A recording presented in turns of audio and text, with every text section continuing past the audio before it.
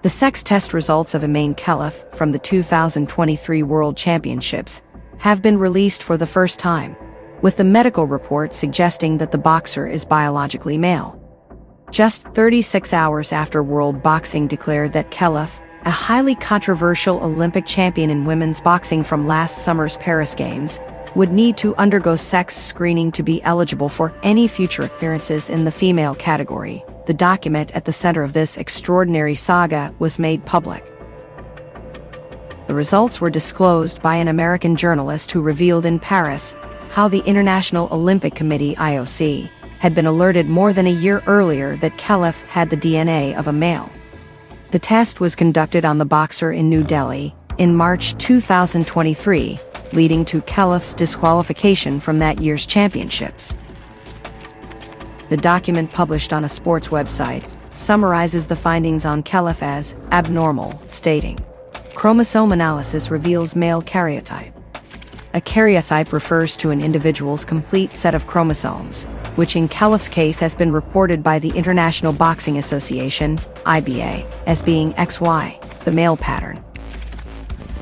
The test results bear the letterhead of Dr. Lal Path Labs in New Delhi, accredited by the American College of Pathologists, and certified by the Swiss-based International Organization for Standardization. This directly challenges the account of IOC spokesperson Mark Adams, who in a tense news conference at the Paris Olympics described the results as ad hoc and not legitimate. Thomas Bach, the IOC president, has gone even further, claiming that the results are part of a Russian-led misinformation campaign. He pointed out earlier this year that the IBA, headed by Russia's Imane Khelif, had been stripped of IOC recognition over issues of ethics and financial management.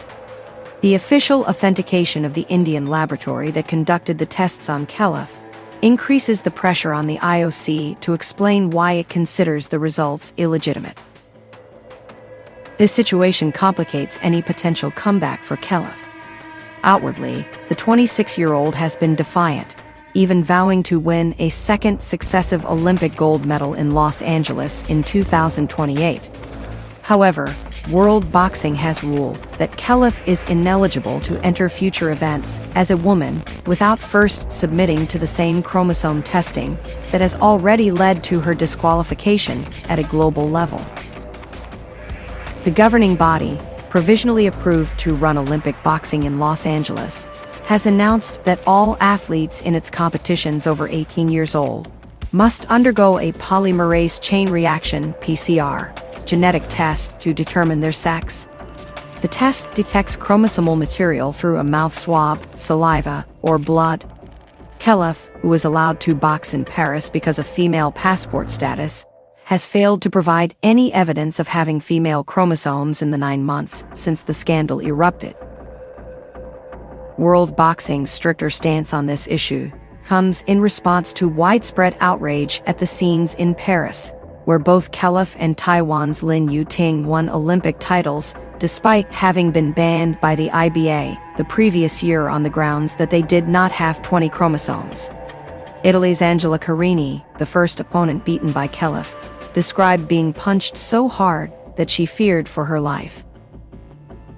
Mexico's Brianda Tamara Cruz, who fought Khelif in 2022, said she had never felt like that in her 13 years as a boxer, or even in sparring with men.